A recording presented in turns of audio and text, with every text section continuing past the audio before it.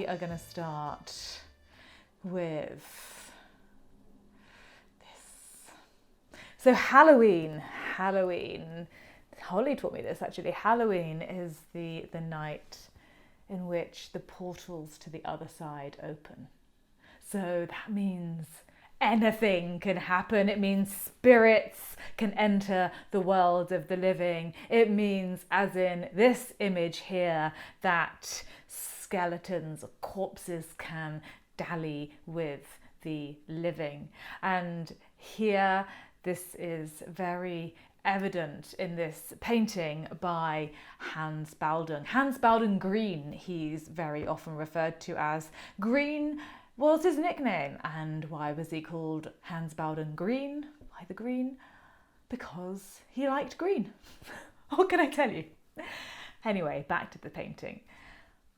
This poor woman. So imagine, put yourself in her shoes. She's walking. She is, I think, heading for a tryst with her lover in the nighttime. That is the only reason that I can imagine that she would be wandering around outside wearing only a sheet. So she's walking outside, she's got her sheet on, she's full of anticipation. She feels her lover coming up behind her. She can feel his breath on her. She feels his hand moving around the back of her head to caress her hair. She feels his other hand moving up to smooth over, I was going to say caress again, to smooth over her breast. And she turns round to give him a kiss, and it's a bloody skeleton. And I mean, that is pretty shocking, but he's not actually kissing her either. What he's actually doing, if you notice, is he is in fact biting her cheek. So this is not so much the kiss of death, this is the bite of death. And she knows it's not going to end well because she is crying. You can see tears falling down her face. I don't actually have a close-up today, but you can see tears. And she knows that it's not going to end well for her because, in fact, it's hard a little bit to notice, but she is in fact walking in a graveyard. So not only is she out in a sheet, but she's also out in a sheet in a graveyard, or perhaps it's a shroud, because I think that she's standing on a grave, possibly her own grave. And I also have to say that I don't think that she is going to be standing for very long, because just look over to the right hand side of that painting. This is in fact the skeleton's incredibly long thigh bone, which is sort of wrapping round her. It's coming round her. So the bit that you can see that's sort of parallel to her knee is actually his knee joint, and then the lower part of his leg and his foot is off the end of the painting. But I think I think she's about to be on all fours any second now, and I would not want to be on all fours with that creature, I have to tell you. So this is a kind of this is a genre of painting that Hans Baldung sort of made his own, and bizarrely it was sort of supposed to be an erotic painting. I mean, well, maybe not bizarrely sex and death, some people's thing, I'm not going to judge, but it's the juxtaposition, isn't it? It's all about the juxtaposition of her lovely white, plumptious young flesh, her beautiful lustrous tresses, her sort of vitality, as opposed to his rather disturbingly patchy head of hair, or not head of hair, and his sallow yellow skin, and the fact that his bones are poking through. There's quite a difference between them, and so it's this difference that makes her look all the more appealing. And then of course it's a damsel in distress in a sheet in a graveyard in the middle of the night. And Hans Baldung did make this kind of thing his own. He appealed to the erotic although people's desire for the erotic. But this isn't he's not the only artist who painted this kind of work. So this was 15, 18, early 16th century. More common were works like this, which is part of a panel. So this is a little bit earlier, so this is late 15th century, and this is part of a very long panel called the Dance of Death, or the Danse Macabre, or the Totendance. It was probably created by a gentleman called Bernd Notke, and this was originally, this entire panel, which, as I say, is much, much longer, was originally created for a church in Tallinn, in Estonia, and it basically depicts all sorts of different people, from the Pope at one end all the way down to a little bitty baby at the other end, and what it is saying is everyone is going to die. It doesn't matter whether you're the Pope or a peasant, death is a coming for you. Look at the way death is a coming for them. I love this. So she's an empress, this lady, and all of these characters are interspersed with skeletons, and they're all in this kind of grim chorus line. That's the only way I can describe it. So they're dancing away, but the joke is, of course, is that the skeletons are far more vital, and their dance is far more sort of exuberant than the living people. So here she looks like she's kind of desperate to win a game of musical statues, doesn't she? Like, ugh, frozen, whereas these skeletons are quite animated. So this was from the 15th century. So people very, very conversant with, I was going to say with death, I mean we kind of all are, but plagues sweeping across the country, which is kind of where images like this arose, or where the fashion for this type of image arose. Nowadays, this isn't something that we would see so often, but there are still spooky images around. And now I'm a little bit scared to talk about this one, I'm not going to lie, because the next image that I'm going to talk about is, in fact, the most haunted image on the internet. And I'm not joking. I don't know why I'm smiling. I'm smiling because I'm quite nervous. I'm quite scared that something's going to happen.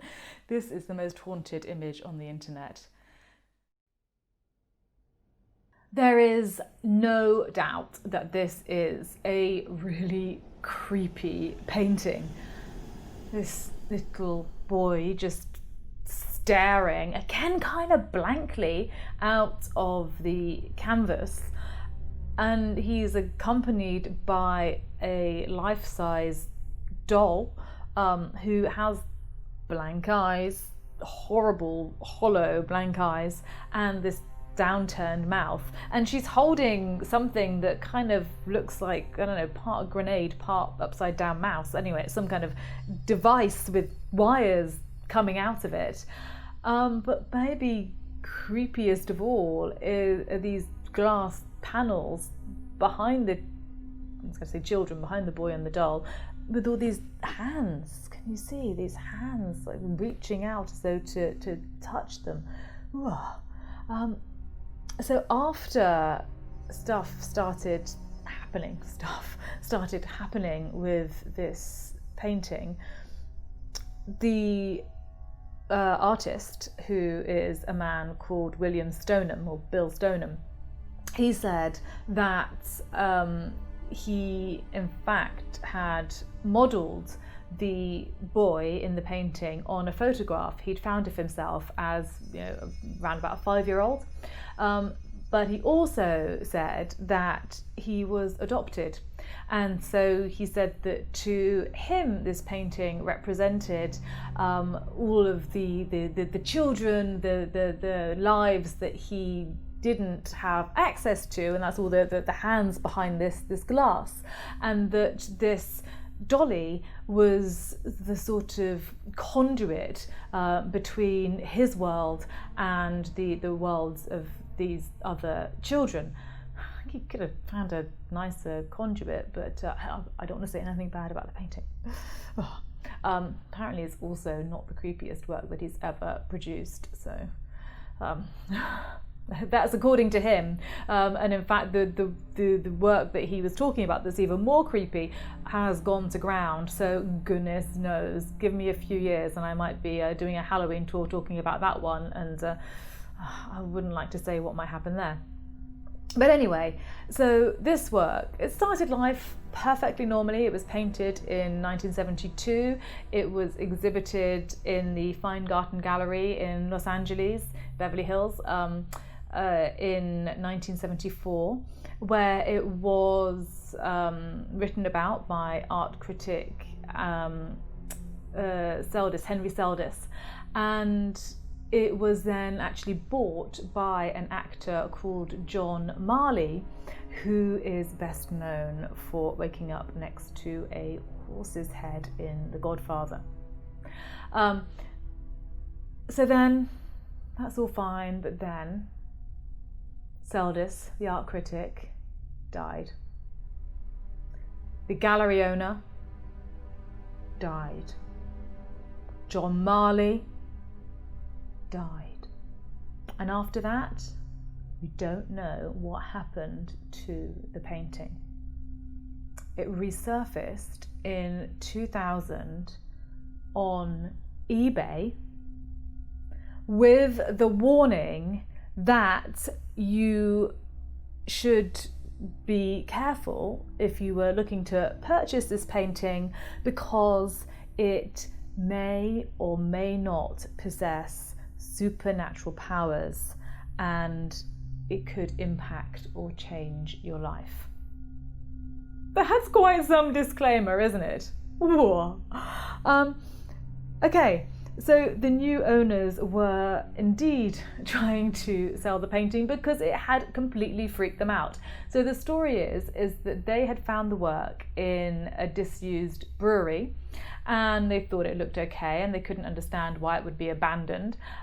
They later said, oh, we understand now. And they hung it in their little girl's bedroom. Lucky little girl.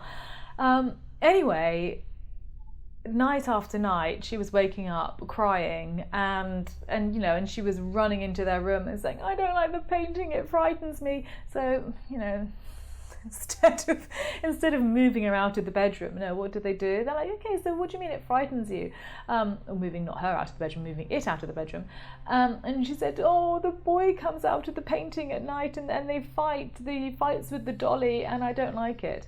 And they said, oh, come on. And she was insistent, this little girl. She was absolutely terrified in the end and insistent. And so they hopefully moved her out of the room, but set up a light sensor camera and filmed this painting in the middle of the night. And on camera is captured images of this boy come running out of the painting, and the little girl, not the little girl, but the dolly, has a gun and looks as though she's pointing the gun at the boy, and off he runs, absolutely terrified, just as terrified as the little girl in whose bedroom it was hung. So probably because of this this disclaimer of the fact that all over this listing was with the words might contain supernatural powers, don't buy this work if if you're frightened or of a sensitive disposition. It was an internet sensation. It had 30,000 views and eventually sold for in excess of £1,000. So not a huge amount, but far more than it was, thought to have they thought it was going to fetch, to a purchaser from Michigan who still has this painting.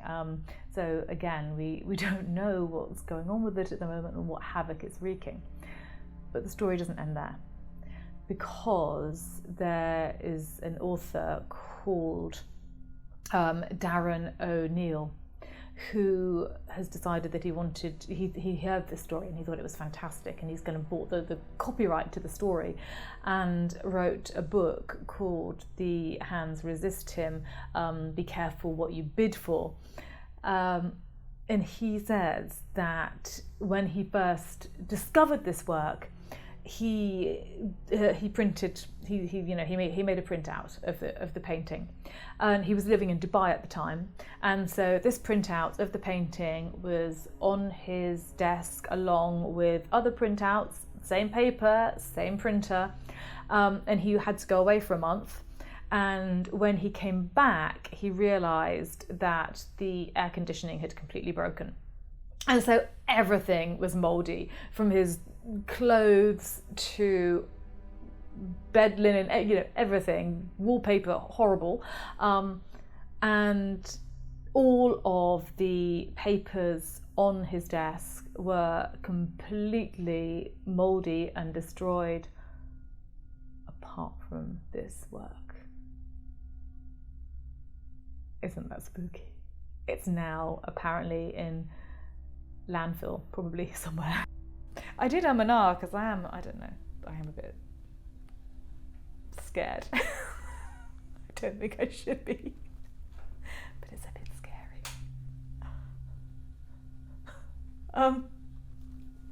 Okay. Can you? Oh.